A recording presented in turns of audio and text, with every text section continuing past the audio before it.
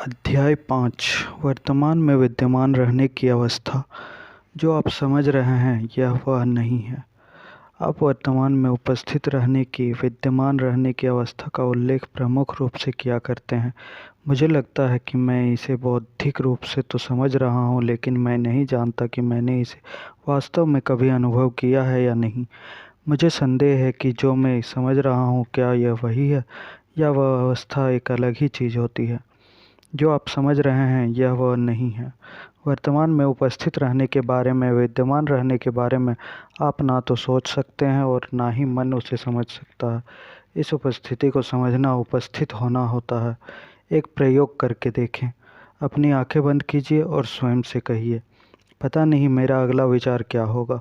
फिर आप पूरी तरह सतर्क सचेत हो जाइए और अगले विचार की प्रतीक्षा कीजिए, बिल्कुल उस बिल्ली की तरह जो कि चूहे की बिल किया को ताक रही हो।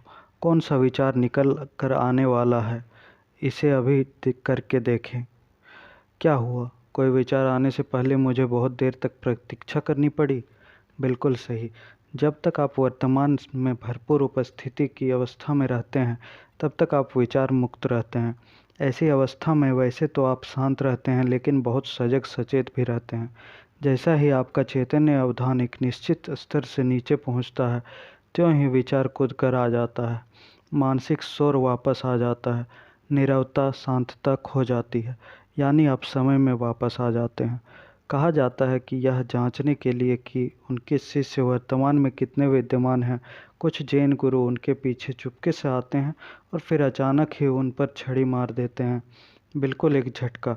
अगर शिष्य पूरी तरह उपस्थित तथा विद्यमान रहता है और सजग सचेत अवस्था में रहता है, जीसस के शब्दों में, अगर उसने अपनी कमर कसी हुई है और उसकी ज्योत प्रज्वलित है, तो उसे पीछे से गुरु के आने का भान हो जाता है और वह उसे रोक देता है या एक तरफ हो जाता है। लेकिन अगर उस पर छड़ी पड़ ही जाती है, तो इसका अर्थ होता है कि वह ख्यालों में कहीं खोया हुआ था, यानी विद्यमान नहीं था, अनुपस्थित था, अचेतन्य था। प्रतिदिन के जीवन में विद्यमान बने रहना स्वयं के साथ गहराई से जुड़े रहने में सहायता करता है। अन्यथा मन, जो कि बेहद चलायमान रह करता है, अपने साथ आपको ऐसे बहा कर ले जाता है जैसे उफनती नदी ले जाती है। स्वयं के साथ गहराई से जुड़े रहने से आपका क्या अभिप्राय है? इसका मतलब है अपने शरीर में पूरी तरह से वास करना, अपने शरीर के आंतरिक ऊर्जा क्षेत्र में अपना थोड़ा बहुत अवधान हमेशा रखना, या कहें कि अपने शरीर को भीतर से महसूस करना। शरीर के प्रति सजगता आपको उपस्थित रखती है, वह अपना लंगर अब में डाले रखती है। इंतजार करने का गूढ़ अर्थ। इस तरह से वर्तमान में उपस्थिति की, विद्यमानता की अवस्था की तुलना इंतजार करने से की जा सकती है। जीसस ने अपनी कुछ कथाओं में इंतजार की उपमा का प्रयोग किया है। यह इंतजार आमतौर पर होने वाला उबाऊ या बेचैनी किस्म का वह इंतजार नहीं है जो कि वर्तमान को नकारने वाला होता है और जिसकी चर्चा मैं पहले कर भी चुका हूँ। यह वह इंतजार भी नहीं है जिसमें आपके अवधान का फोकस भविष्य के किसी मुकाम पर केंद्रित रहा करता है और जिसमें वर्तमान को एक ऐसे अवांछनीय रोड़े की तरह देखा जाता है जो आपकी और आपकी वांछित चीज़ के बीच में अटका हुआ लगता है। बल्कि यह कुछ भिन्न गुणों वाला एक अलग तरह का इंतजार होता है। वह इंतजार जिसमें आपकी पूरी सजगता की आवश्यकता होती है, जिसमें किसी भी पल कुछ भी घटित हो सकता है। और अगर आप पूरी तरह सजग सचेत नहीं हैं, निश्चल नहीं हैं, तो आप चूक सकते हैं, उसे खो सकते हैं। यह वह इंतजार है जिसका जिक्र जीसस ने किया है। इस अवस्था में आपका सारा ध्यान, सारा अवधान, सारी तवज्जो अब में रहती है। किसी दिवा स्वप्न के लिए, किसी सोच विचार के लिए, कुछ याद करने या कोई प्रत्याशा करने के लिए उसमें कुछ होता ही नहीं है। उसमें ना कोई तनाव रहता है, ना कोई भय रहता है। कुछ रहता है तो बस सजग सचेत उपस्थिति, विद्यमानता। उसमें आप अपने संपूर्ण बींग के साथ, अपने शरीर के एक एक कोसानों के साथ उपस्थित रहते हैं। उस अवस्था में वह आप तो अतीत व भविष्य को ढो रहा होता है, वह वहाँ रहता ही नहीं है। लेकिन फिर भी महत्व की कोई चीज़ छूटती भी नहीं है। आप सार रूप में आप ही बने रहते हैं। वास्तविकता तो यह है कि पहले की अपेक्षा आप कहीं अधिक परिपूर्ण आप हो जाते हैं। दरअसल यह केवल अब ही है जिसमें आप सचमुच आप रहते हैं। एक ऐसे सेवक जैसा बनो जो अपने स्वामी के वापस आने की प्रतीक्षा कर रहा हो, जीसस ने कहा है। सेवक नहीं जानता कि स्वामी कितने बजे आएगा, इसलिए वह जगा रहता है, सचेत व निश्चल रहता है, संभल कर रहता है कि कहीं ऐसा ना हो कि स्वामी का आना उसे पता ही ना चले। एक अन्य दृष्टांत में जीसस ऐसी 5 लापरवाह अचेतन्य महिलाओं का उल्लेख करते हैं जिनके पास अपने दियों को जलाए रखने उपस्थित रहने के लिए पर्याप्त तेल चैतन्यता नहीं है, और इसलिए वे दूल्हे अब को देखने से चूक जाती हैं और विवाह भोज आत्मज्ञान से वंचित रह जाती हैं। ये पांचों उन 5 प्रबुद्ध महिलाओं के बिल्कुल विपरीत हैं जिनके पास काफ़ी तेल चैतन्यता है। जिस व्यक्ति ने ये ईशोपदेश लिखे थे वह भी इन नीति कथाओं के अर्थ को नहीं समझ पाया था, इसलिए इनके लिखे जाने के दौरान ही पहला गलत अर्थ और गलत वर्णन इनमें प्रवेश कर गया था, और फिर बाद में दोषपूर्ण व्याख्याओं के चलते इनके वास्तविक अर्थ पूरी तरह खो गए। ये दृष्टांत संसार के अंत के बारे में नहीं है, बल्कि मनोवैज्ञानिक समय के अंत के बारे में है। ये नीति कथाएं अहंग्रस्त मन को श्रेष्ठता की ओर ले जाने तथा चैतन्यता की एक बिल्कुल ही नई अवस्था में जीने की संभावना की ओर इशारा करती है। आपकी विद्यमानता की नीरवता व निश्चलता से ही प्रस्फुटित होता है सुंदरम। जो वर्णन आपने अभी अभी किया है, इसे मैं कभी कभी कुछ पलों के लिए तब महसूस किया करता हूँ जब मैं प्रकृति की गोद में अकेला बैठा होता हूँ। जी हाँ, अंतर्दृष्टि के ऐसे सहसा प्रकाश के लिए जैन गुरुजन सटोरी शब्द का प्रयोग करते हैं। एक ऐसा पल जिसमें मन तो अनुपस्थित रहता है लेकिन आप पूरी तरह उपस्थित रहते हैं। हालांकि सटोरी कोई अस्थायी रूपांतरण नहीं होता, फिर भी जब भी ऐसा पल आए तब कृतज्ञ होइए, क्योंकि यह आपको आत्मज्ञता का एनलाइटमेंट का स्वाद तो चखा ही देता है। हो सकता है कि आपको इसका अनुभव सचमुच अनेकों बार हुआ हो, लेकिन आपको ना तो यह पता था कि यह है क्या, और ना ही आपको इसका महत्व मालूम था। प्रकृति के सौंदर्य के प्रति, उसकी विशालता और पावनता के प्रति सजग होने के लिए वर्तमान में विद्यमान रहने की आवश्यकता होती है। क्या आपने कभी रात के साफ आकाश की अनंतता को नज़र भर कर ध्यान से देखा है? उसकी नितांत नीरवता, निश्चलता और अपरिमेय विशालता से क्या आप कभी चकित विस्मित हुए हैं? क्या आपने जंगल में बहती किसी छोटी जलधारा की कलकल ध्वनि को सुना है, सचमुच सुना है? या गर्मियों की किसी शांत शाम को कोयल की कुक को सुना है? इन सब चीज़ों के प्रति सजग होने के लिए मन का ठहरना, शांत होना, खामोश होना जरूरी है। अपनी समस्याओं के पुलिंदे को सिर से उतार कर कुछ देर के लिए नीचे रख देना होगा, अतीत के, भविष्य के और अपने सारे ज्ञान के पुलिंदे को भी, वरना आप देख कर भी देख नहीं पाएंगे और सुनकर भी सुन नहीं पाएंगे। आपका पूरी तरह उपस्थित होना, विद्यमान होना आवश्यक है। बाहरी रूप व आकार के सौंदर्य के अलावा भी बहुत कुछ ऐसा है जिसे कोई नाम नहीं दिया जा सकता, जिसका वर्णन नहीं किया जा सकता, और जो कि एक गहरा आंतरिक और पवित्र मूल तत्व है।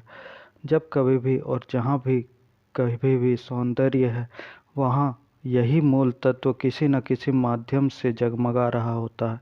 यह आपके साथ सक्षम प्रकट तभी होता है जब आप वर्तमान में उपस्थित हो, विद्यमान हो। क्या ऐसा नहीं लगता कि वह अपना अनाम तत्व और आपकी विद्यमानता एक ही चीज़ है? क्या यह आपकी उपस्थिति आपकी विद्यमानता के बिना भी कभी प्रकट हो सकता है? इसमें गहरे उतरिए, स्वयं खोज कीजिए। जब आप विद्यमानता के पलों का अनुभव करते हैं तब शायद आपको यह भान भी नहीं होता होगा कि आप मन रहित अवस्था में हैं। ऐसा इसलिए होता है क्योंकि इस अवस्था और विचार प्रवाह के बीच अंतराल बहुत कम हो रहता है। आपकी सटोरी अवस्था को आए कुछ पल ही होते हैं कि मन वापस आ कूदता है, लेकिन सटोरी वहाँ थी अवश्य, वरना तो आप उस सौंदर्य को अनुभूत ही नहीं कर पाते। मन सौंदर्य को ना तो पहचान सकता है और ना ही रच सकता है। केवल उन पलों के लिए जबकि आप पूरी तरह उपस्थित थे, विद्यमान थे, तब वह सौंदर्य व पवित्रता भी आ उपस्थित हुई थी। उस अंतराल के संकीर्ण होने के कारण और आप में सतर्कता व जागरूकता का अभाव होने के कारण आप उस प्रत्यक्ष बोध के सौंदर्य के प्रति विचार रहित उस सजगता के और विचार द्वारा उसे नाम देने व अर्थ निकालने के बीच के बुनियादी अंतर को शायद देख ही नहीं पाए थे। समय का अंतराल इतना कम था कि यह सब बस एक ही प्रक्रिया लगी होगी। यह सत्य है कि इसमें ज्यों ही विचार का प्रवेश हुआ तो आपके पास उस सब की केवल स्मृति ही शेष रह गई। प्रत्यक्ष बोध और विचार के बीच समय का अंतराल जितना अधिक होगा, मानव के रूप में उतनी ही गहराई आपको उपलब्ध होगी, यानी आप उतने ही अधिक चैतन्य होंगे। बहुत से लोग अपने मन के कारागार में इस कदर कैद रहते हैं कि प्राकृतिक सौंदर्य का तो उनके लिए जैसे कोई वजूद ही नहीं है। भले ही वे कह सकते हों, वाह कितना सुंदर फूल है, लेकिन वह केवल एक कंप्यूटर की तरह बोलना होता है, क्योंकि ना तो वे नीरव तथा निश्चल रहते हैं, ना ही उपस्थित रहते हैं। वे तो फूल को सचमुच देखते भी नहीं हैं, ना वे उसकी सुगंध को महसूस करते हैं और ना ही उसकी पावनता को। बिल्कुल वैसे ही जैसे वे स्वयं को नहीं जानते। ना उन्हें अपनी मूल तत्व का पता है, ना अपनी पवित्रता का। चूँकि हम मन के प्रभुत्व वाली संस्कृति में रह रहे हैं, इसलिए कुछ अपवादों को छोड़कर अधिकांश चित्रकला, वास्तु, संगीत और साहित्य सौंदर्य विहीन हो गया है, निस्सार हो गया है। इसका कारण यह है कि जो लोग उनकी रचना कर रहे हैं, वे एक पल के लिए भी खुद को अपने मन से अलग नहीं कर पाते हैं। इसलिए वे लोग कभी भी अपने भीतर उस स्थान के स्पर्श में व संपर्क में नहीं आ पाते हैं जहाँ से सच्चा सृजन और सौंदर्य उदित होता है। मन को अगर छुट्टा छोड़ दिया जाए तो वह विकट रूपता की, भयंकरता की ही रचना करता है, केवल आर्ट गैलरियों में ही नहीं बल्कि सर्वत्र। जरा शहरों का नज़ारा देखिए, औद्योगिक बंजर जमीन को देखिए। किसी भी सभ्यता ने कभी भी इतना गंदापन, इतना भद्दापन, इतना घिनौनापन पैदा नहीं किया।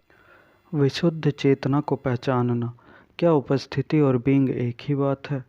जब आप बीइंग के प्रति चैतन्य हो जाते हैं तब वास्तव में होता यह है कि बीइंग भी अपने प्रति चैतन्य हो जाता है, और जब बीइंग अपने प्रति चैतन्य हो जाता है तो वह हो जाती है उपस्थिति, विद्यमानता। चूँकि बीइंग चैतन्यता और जीवन पर्यायवाची ही है, इसलिए हम कह सकते हैं कि उपस्थिति का अर्थ है चेतना का अपने ही प्रति चैतन्य हो जाना, या जीवन को आत्म चेतना प्राप्त हो जाना। लेकिन इन शब्दों में उलझ कर मत रह जाइए और ना ही इसे समझने की कोशिश ही कीजिए। इसमें ऐसा कुछ नहीं है जिसे कि उपस्थित रह सकने के से पहले आपको समझने की आवश्यकता हो। आपने जो अभी अभी कहा है उसे मैं समझता हूँ, लेकिन लगता है कि मैं इसमें यह भी संकेत है कि बीइंग व परम अनुभव भावातीत यथार्थ अभी भी पूर्ण नहीं हुआ है, कि वह अभी भी विकसित होने की प्रक्रिया में है। क्या ईश्वर को भी निज विकास के लिए समय की आवश्यकता पड़ती है? हाँ, लेकिन अगर केवल अभिव्यक्त ब्रह्मांड के सीमित परिप्रेक्ष्य से देखा जाए तो बाइबल में ईश्वर घोषणा करता है, मैं ही आदि हूँ और मैं ही अंत हूँ और मैं ही समस्त जीवन हूँ। जिस काल निरपेक्ष साम्राज्य में ईश्वर निवास करता है, जो कि आपका भी घर है, उसमें आदि और अंत एक ही हैं, और वह उस समस्त पदार्थों का सत्य है जो अभी तक हुए हैं और आगे भी होंगे। वही एकत्व और पूर्णत्व की एक अव्यक्त अवस्था में शाश्वत रूप से उपस्थित हैं, मानव मन की समझ और कल्पना से पूरी तरह परे। लेकिन अलग अलग रूपों में व्यक्त होने वाले इस संसार में काल निरपेक्ष संपूर्णता तो एक असंभव और अकल्पनीय अवधारणा ही मानी जाएगी। यहाँ तो चैतन्यता, जो कि शाश्वत स्रोत से प्रसर्जित प्रकाश ही है, उसे भी विकास प्रक्रिया के अंतर्गत मान लिया जाता है।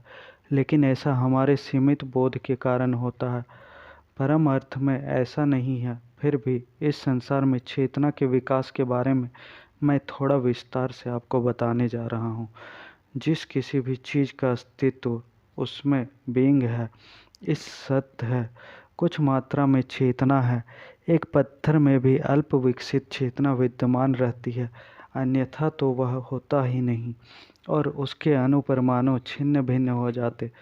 सब कुछ सजीव है। सूर्य, पृथ्वी, पेड़ पौधे, पशु पक्षी, मनुष्य, सब में चेतना भिन्न भिन्न मात्रा में व्यक्त हो रही है। वह चेतना ही रूप आकार में प्रकट हो रही है। चेतना जब रूप आकार में विचार के रूप में भौतिक रूप में प्रकट होती है तब संसार की सृष्टि होती है।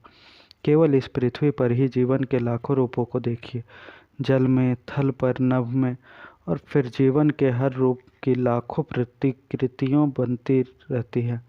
किस प्रयोजन से? क्या रूपों और आकारों के साथ कोई खेल खेल रहा है? यही वह प्रश्न है जिसे पूर्व के जिज्ञासु पूछा करते थे।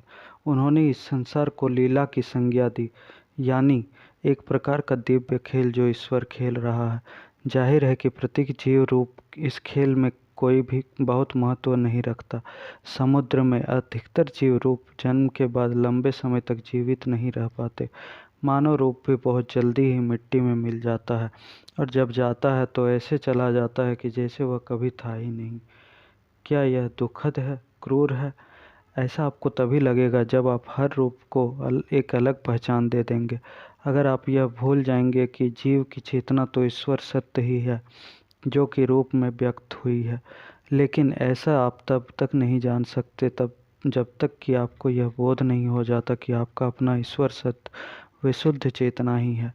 आपके एक्वेरियम में अगर किसी मछली का जन्म हो और आप उसका नाम जॉन रख दें, उसका जन्म प्रमाण पत्र बना दें, उसे उसकी वंशावली बता दें, लेकिन 2 मिनट बाद ही कोई दूसरी मछली उसे खा जाए, तो यह दुखद लगता है। लेकिन यह दुखद इसलिए लगता है क्योंकि आपने उसे एक अलग आत्मा होने की धारणा बना ली थी, जबकि वह तो एक ही था। आपने एक गतिशील प्रक्रिया के एक छोटे से अंश को, एक आणविक कदम को थाम लिया था और उसमें इससे एक अलग अस्तित्व बना डाला था। चेतना नाना रूप धारणा करती रहती है, और ऐसा वह तब तक करती रहती है जब तक कि वे रूप इतने उलझ नहीं जाते कि वह पूरी तरह उन्हीं में निमग्न रहने लगे।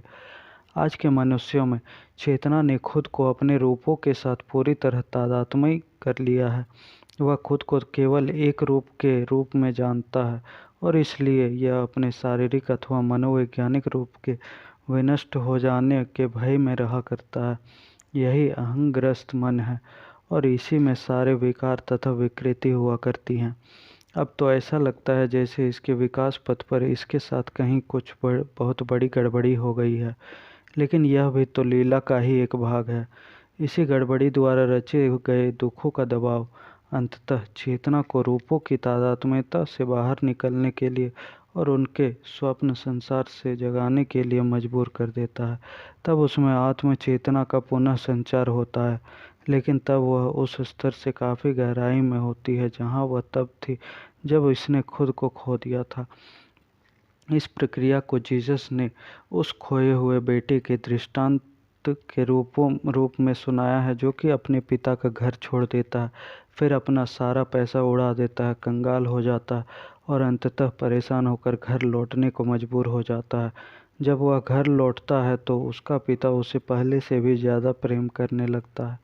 बेटे की अवस्था हालांकि वैसी ही है जैसे कि पहले थी, लेकिन फिर भी वैसी नहीं रहती थी। उसमें गहराई का एक और आयाम जुड़ गया था। यह दृष्टांत अचैतन्य पूर्णता से प्रकटत अपूर्णता में से होते हुए की गई एक यात्रा का और बुराई से चैतन्य पूर्णता की ओर की जाने वाली यात्रा का वर्णन करता है। अपने मन के दृष्टा व अवलोकनकर्ता बने रहते हुए वर्तमान में उपस्थित रहने का गहन तथा व्यापक महत्व क्या आप देख पा रहे हैं?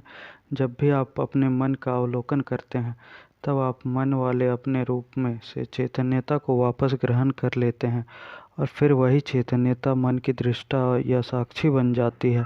परिणाम स्वरूप यह दृष्टा यानी रूप आकार से परिविशुद्ध आपकी चेतना अधिक सबल हो जाती है और मन की रूप गढ़ने वाली क्षमता दुर्बल होती जाती है। जब हम मन का अवलोकन करने की बात करते हैं तब हम ऐसी घटना का व्यक्तिकरण कर रहे होते हैं जो सृष्टि से जुड़ी है और सचमुच महत्वपूर्ण है। आपके माध्यम से अपन चेतना रूपाकार के साथ वाली तादात्म्यता की अपनी स्वप्नावस्था से जागकर उस रूपाकार से बाहर रही होती है। यह घटना फिलहाल एक ऐसी घटना का एक अंश होते हुए उसके आने का पूर्वाभास दे रही होती है जो कि कैलेंडर वाले समय के लिहाज से अभी कहीं सुदूर भविष्य में संभावित है। उस घटना को कहते हैं प्रलय, संसार का अंत। चेतना जब शारीरिक और मानसिक रूपों व छवियों के साथ कर ली गई अपनी तादात्म्यता से खुद को मुक्त कर लेती है, तब वह विशुद्ध चेतना बन जाती है, जिसे हम एनलाइटेंड चेतना या उपस्थिति या विद्यमानता कहते हैं।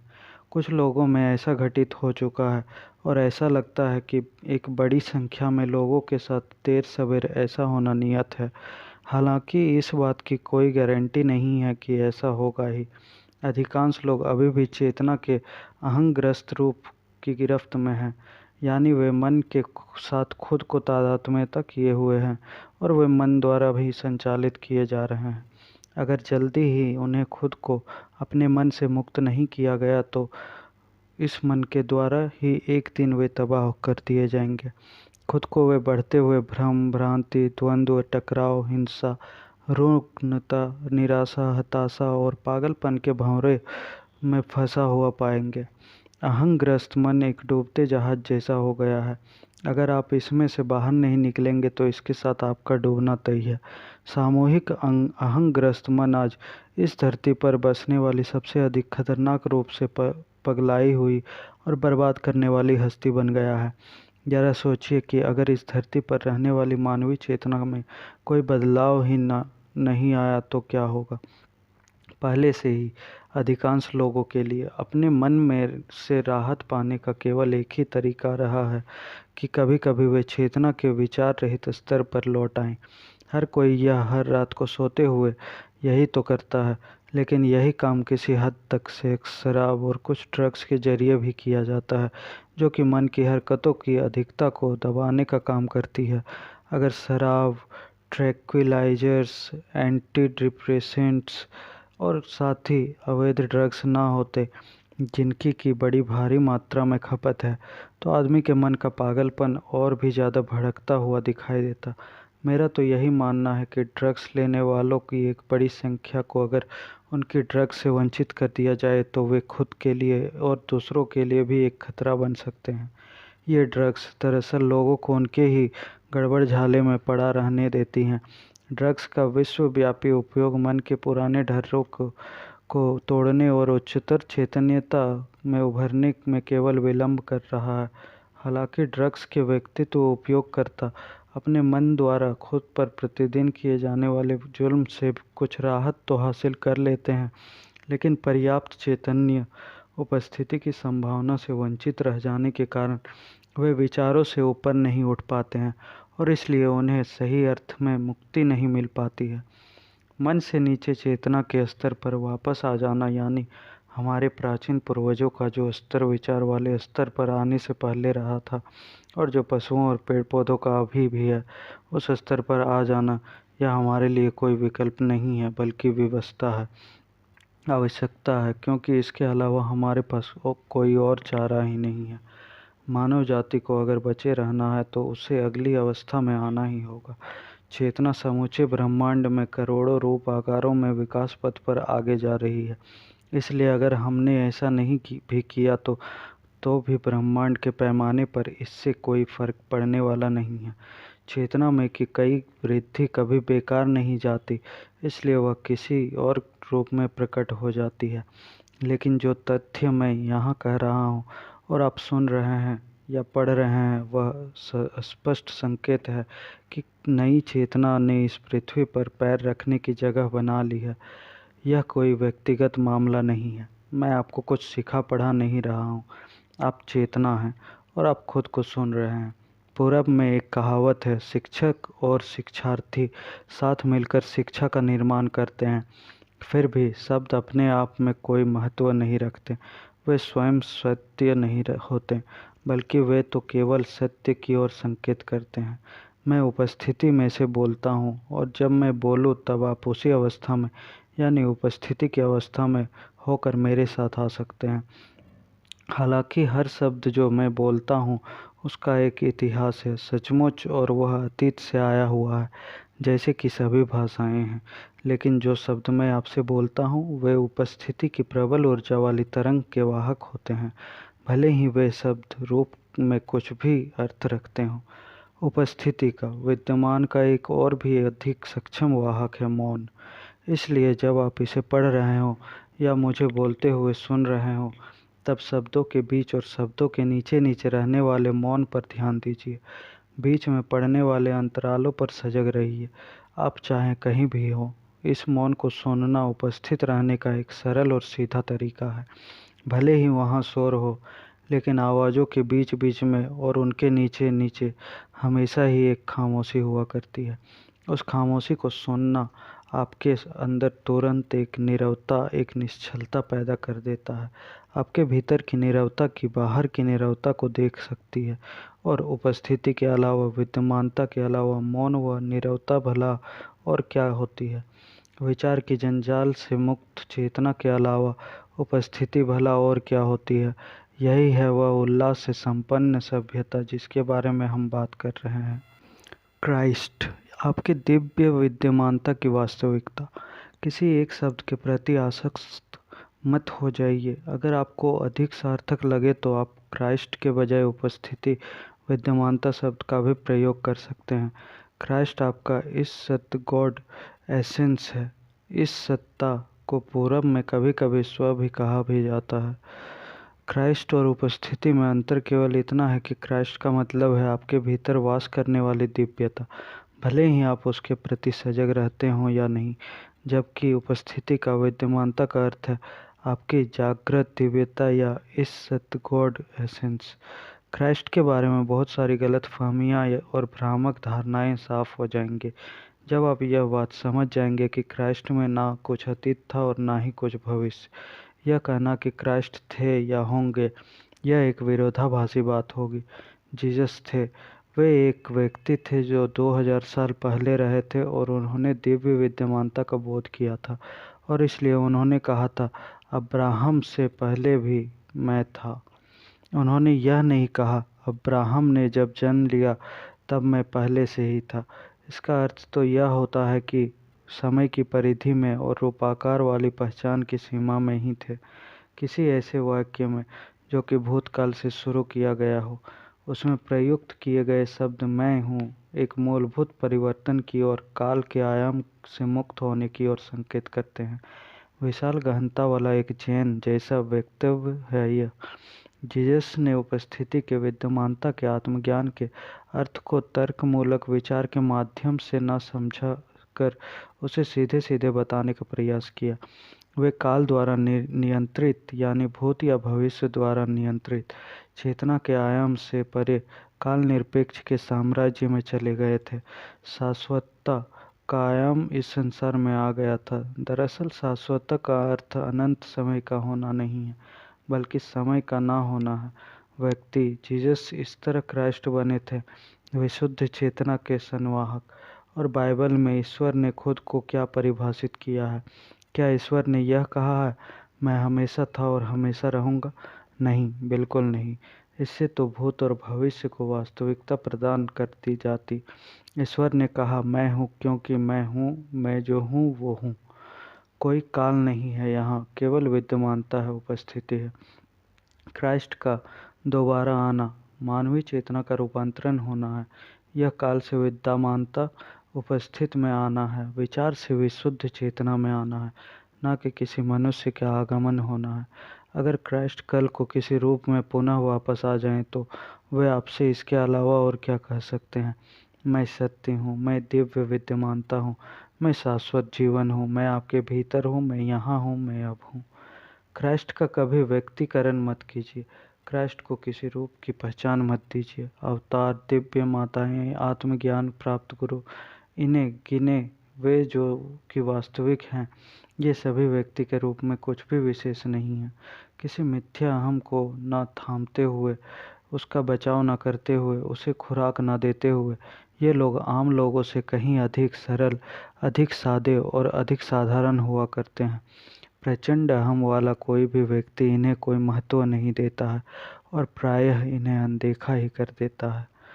अगर आप किसी एनलाइटेंड शिक्षक की ओर आकर्षित हुए हैं तो इसलिए क्योंकि स्वयं आप में उसकी इतनी विद्यमानता है कि आप किसी दूसरे में आप उसे पहचान लेते हैं। ऐसे बहुत से लोग थे जो जीसस या बुद्ध को पहचान ही नहीं पाए, क्योंकि ऐसे लोगों की कमी नहीं है और ना कभी रही है, जो कि बनावटी और पाखंडी गुरुओं की तरफ ही आकर्षित हुआ करते हैं। अहंग्रस्त लोग हमेशा किसी बड़े अहंग्रस्तम की ओर आकर्षित हुआ करते हैं। अंधकार कभी प्रकाश को नहीं पहचान सकता, केवल प्रकाश ही प्रकाश को पहचान सकता है। इसलिए ऐसा मत मान लीजिए कि प्रकाश आपके बाहर कहीं है, या यह कि वह किसी खास रूप में ही आ सकता है। अगर केवल आपका गुरु ही ईश्वर का अवतरण है तो फिर आप क्या हैं? किसी भी प्रकार की एक निष्ठा तो किसी एक रूप के साथ तादात्म्य हो जाना है, और किसी रूप के साथ तादात्म्यता का अर्थ है अहम, भले ही वह ऐसा कैसा भी छद्मवेश क्यों न धारण कर ले। गुरु की विद्यमानता को किसी नाम व रूप से परे अपने ही पहचान के प्रतिबिंब को देखने के लिए और अधिक सघन रूप से स्वयं विद्यमान रहने के लिए प्रयुक्त कीजिए। जल्दी ही आप पाएंगे कि विद्यमानता में कुछ भी मेरा तेरा नहीं है। विद्यमानता उपस्थिति बस एक है। वर्तमान में आपके विद्यमानता के उपस्थिति के प्रकाश को अधिक प्रदीप्त करने के लिए यह काम एक समूह में करना काफ़ी मददगार हो सकता है। उपस्थिति की अवस्था में रहने वाले लोगों का एक साथ मिल बैठना एक अत्यधिक सघन सामूहिक ऊर्जा क्षेत्र को पैदा करता है। यह न केवल उस समय के हर सदस्य की उपस्थिति के विद्यमानता के परिणाम को बढ़ा देता है, बल्कि सामूहिक मानवीय चेतना को उसकी प्रबल मन वाली अवस्था से मुक्त कराने में भी सहायता करता है। इससे विद्यमानता की अवस्था अधिकाधिक व्यक्तियों को सुलभ होने लगती है। लेकिन जब तक कि समूह का कम से कम एक सदस्य पहले से ही और अस्थिर रूप से विद्यमानता में स्थापित ना हो चुका हो, और इसलिए उस अवस्था की ऊर्जा तरंग को थाम ना सकता हो, तब तक यह खतरा बना रहता है कि वहाँ मौजूद कोई अहंग्रस्त मन आसानी से खुद को हावी कर सकता है और समूह के सारे प्रयास पर पानी फेर सकता है। हालांकि यह सामूहिक प्रयास बहुत महत्व रखता है, लेकिन मात्र यही पर्याप्त नहीं है। ना तो इस पर निर्भर हो जाने के लिए आपको इसमें जाना चाहिए, और ना ही आपको किसी शिक्षक या गुरु पर निर्भर होने के लिए इसमें जाना चाहिए, सिवाय उस बीच वाली अवधि के कि जब आप विद्यमानता की उपस्थिति के अर्थ को समझ रहे हों और उसका अभ्यास कर रहे हों। धन्यवाद। आप अच्छा लगे तो लाइक कीजिए, शेयर कीजिए, सब्सक्राइब कीजिए। Thank you.